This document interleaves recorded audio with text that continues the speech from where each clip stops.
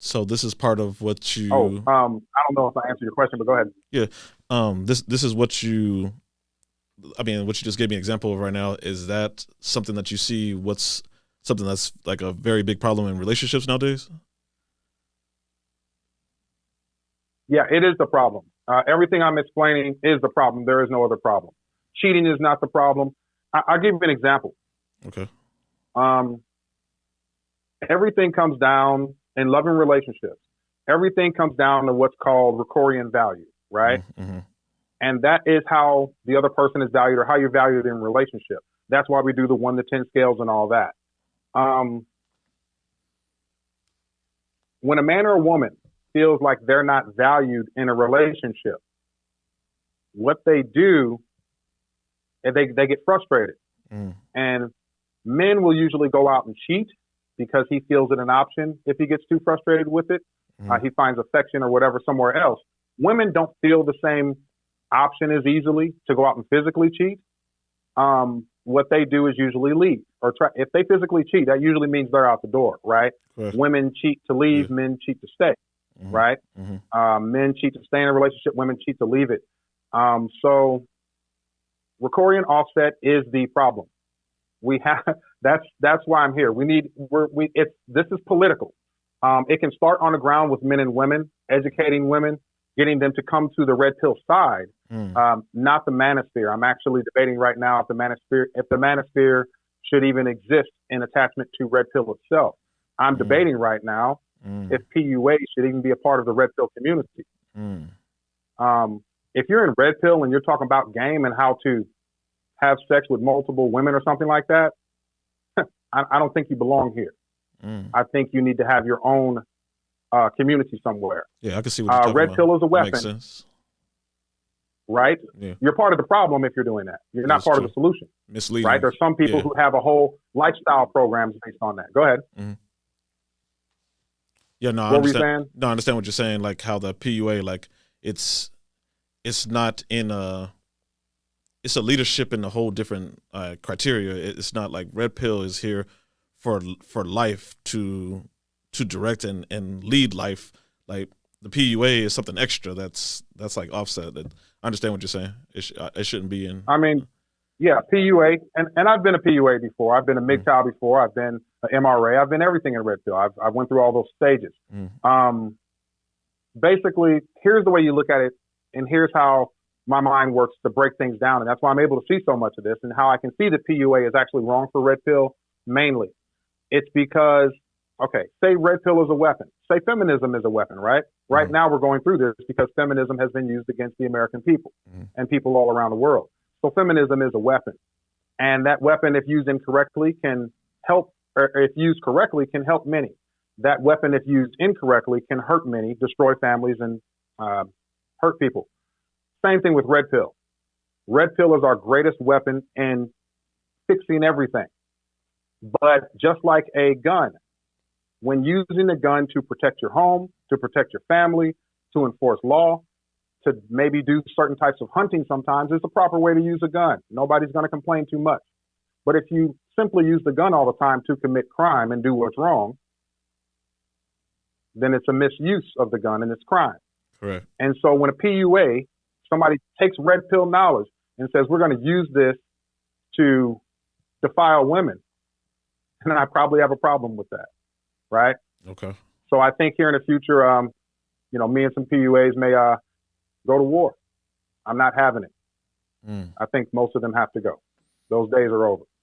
So that's my view on that part. I forgot where we were at. Besides that, I go off on a tangent a lot. No, you're good, man. It's all for the good message. We're pretty much at like the biggest mistakes that men and women are making, like in relationship. The biggest mistakes that men and women are making in relationships, I think the number one mistake is thinking that the opposite sex loves like they do. Men make the mistake of thinking that women love like they do, and they don't. And women make the mistake of thinking men love like they do. Two totally different things. I made a comment on one of these podcasts, or on a podcast, when I was on there that and I was wasted on there, but that women don't commit in relationships. And what I meant was, I meant what I said exactly. Okay. But they don't naturally commit. It's against their nature to naturally commit. Now, if you have a religious woman, Mm-hmm. she'll commit due to her honoring her marriage vows or her religious choice, right? Okay. A man doesn't submit in a relationship. He can't naturally submit. A man commits and a woman submits. If a man does submit in a relationship, it's because he's being forced to. And so right now in society, we're actually seeing a lot of men submit in relationships, and it's disgusting. It's gross to look at. Mm-hmm. And they're doing that because they're broke. She has money. He needs a mama. Men are being destroyed out here. Manhood is being destroyed. A lot of people say there's a war against masculinity. That's an absolute lie also. There's not a war against masculinity. If there was, they wouldn't be cramming so much masculinity down the throats of our women, making them masculine. I mean, the Megan Thee Stallions of the world and so forth. So the war is not against masculinity. The war is strictly against men. It's against men so that they can utilize our women. Okay.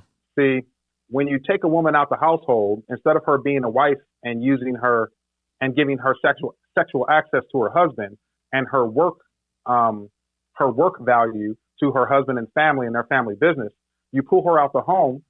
Now her work value is working for the king. A lot of the problem that we're having with this is women aren't working for their family anymore. They're all going to work at the king's palace. The king can afford to pay them wages, for those hours worked. And those women are now free of men. When they're free of their man, now her sexual access goes to the king or whoever she chooses, right? That's what's happening. Our women are basically being used, and it's destroying families. But I left your original question. What was it again? Oh, the biggest problem. Yeah, the biggest problem between men and women. Mm-hmm. Yeah, that's what they get wrong. They think each other loves like they do. I think that is the number one problem. They get it. Women can't understand men, and men can't understand women, and that's what Red Pill's here for. That's Red Pill is literally here to fix the number one problem. Correct. And many other problems, but that is what we're about, so that people know the truth. That's what Red Pill stands for, the truth, right? So that is why we're here, to fix that problem, get women to understand how men think, why they are how they are, what their true nature is, and to get men to understand how women think and how why they're the way that they are. Okay.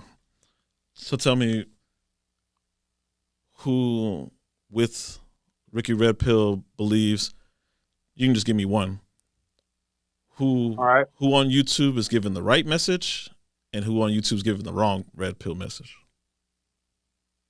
Wow, that's a good one. I think most everybody's given the right message, or 95% so. Okay. Most people in Red Pill are smarter than me. I'm not like a smart guy. I'm not the smartest guy. I'm not like one of these geniuses. A lot of them I consider to be like genius levels. So most of them are smarter than me. Most of them many of them have bigger hearts than me. I think that the wrong message comes in. They're trying to do the right thing. Many of them are sacrificing their livelihoods sometimes, their life sometimes, their freedom, sacrificing family time, a lot of stuff to send this message. So I'm not here going to war with the good people within Red Pill.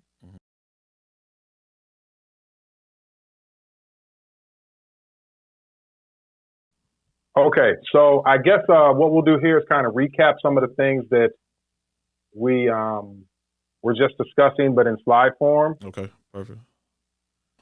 So here is a good relationship, right? Correct. This is what that looks like, where you have men in society say, and this can be any number 1 through 10 or whatever. We're just saying that a 50-50 is a good relationship. It's hard to do for most men and women, but it is good. You have to be disciplined. And then moving forward, you have a great relationship where the balance is the man is slightly up, which allows her to be hypergamous and enjoy having a good man in her eyes, and also allows him to look at her as needing him. And that would make most men and women really happy. That's why that scenario is great. Okay. Then you have a bad balance of Ricorian balance. And this is in a relationship or in society this is the offset, right? Where the woman ranks higher than the man she's with, and that just makes everybody uncomfortable, right? Nobody really wants that in a relationship. Some people do.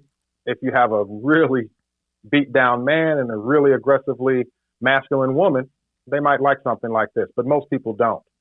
So that's kind of what we're looking at as far as that balance. Let me go back here. All right. So something else we talked about, I think was, here, let's go here. We talked about the 4 pros, right? Yeah, correct. Only these 4 things that a woman can get from a man. And, it does start off with, provision, right? Then you have protection, problem solving. You have procreation here at the bottom. The man and the woman are both at 100%. That's also because throughout life, she's still going to chase things. Her form of happiness that women chase, and the man is also going to chase his form of happiness. That's a whole nother episode right there of what that really is, because it's kind of controversial. But once she takes away, once you give women money, which actually the act of doing that is called Ricorian trickery, where we've discovered that if anyone besides a woman's significant other gives her money or resources, it ruins her for a relationship. So say you have a young lady that is comes from a wealthy family, right? Maybe her father has a bunch of money and he keeps giving her the money, paying for her to live an extravagant lifestyle where, well, the guy that she's really supposed to be with or maybe connect with and maybe possibly have a healthy relationship with is going to be harder. Say you're in a marriage with a woman who has a father like that. You, as the man that's married to her, you make, I don't know, $50,000 a year, $75,000 a year or something. So there's things you might not be able to afford, or maybe you guys got together young and you make 30, 40,000. I don't know. But there's things you can't really afford. You can't afford to get her a house yet. You can't afford to get her that nice new car or truck she wants, right? But her father keeps stepping in, getting the car, the truck, buying the house for you guys, doing this, doing that. Your wife or a significant other, she can't help but look at you differently. And that you cannot do those things, right? She can't help but feel like, more respect for her father, love and respect for her father, and maybe feel like that she's on a higher plane. So it's really important not to be, we call it Ricorian trickery.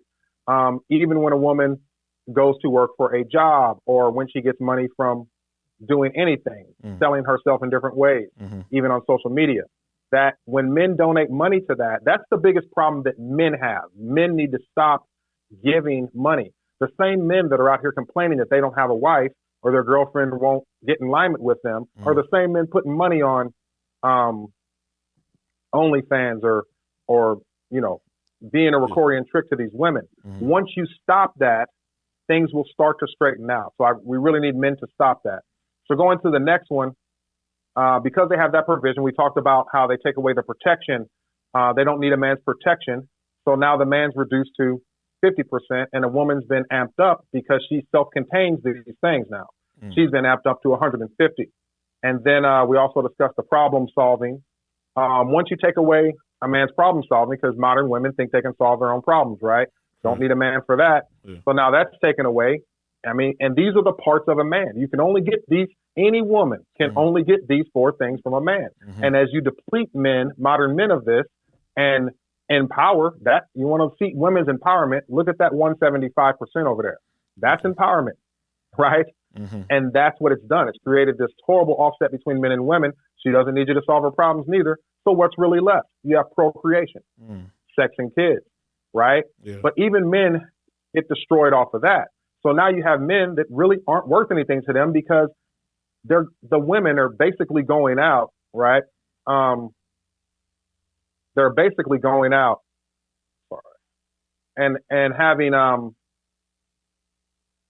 having sex with the men that they choose versus the men that they need to be with, right? So say you have a young lady out of Michigan, her name is, I don't know, Jessica. She goes out now, say she's a 5, but on any Tuesday, Wednesday, Thursday of the week, she can sleep with a guy who's an 8 or 9 just because he wants to smash. He's lonely, right? Girls on his level or on Instagram or flying out somewhere to Dubai, and she's sleeping with guys who her way above her level. And she enjoys that. She enjoys having guys she doesn't truly deserve want to sleep with her. She enjoys making her own money. So everything kind of takes away from her wanting to be in a relationship or in a marriage. This is the problem that we're having. The next one here, we'll check into, here. We just talked about the history of men and women and the years, right? 1920s, women started working. We went through 40 years of that up into the 60s. And, remember the good, healthy relationship had 5 and 5. Yeah. Well, this automatically set this to 6 and 4 because men are worth less now that women are in the workplace. Men make less money when women went to work to the workplace. An employer is not going to pay, if the job is paying men $20 an hour to work there, and then you double the workforce. Right now, we have about 71 million women in the workforce, about 71 million men in the American workforce. The workforce has doubled. They've achieved their goal of putting just as many women in the workforce as men. So, of course, men are going to it's going to chop off basically half of their worth. Yeah. Well, when women look at men, they generally don't look at men for looks or even height. The primary thing that women look for is his provision. So once women are in a workplace taking that, of course, it makes men less valuable. And in her mind, it increases her value. So the 1920s did that to us. Then we moved forward to the 1960s, like we discussed, it was birth control. When you get to the part about birth control, you're talking about sexual liberation, women being sent the message that, hey, you can kind of go have sex with whoever you want. This is where you get the free love crap that happened in the late 60s, right? Free love led to everything, divorce, diseases, child support.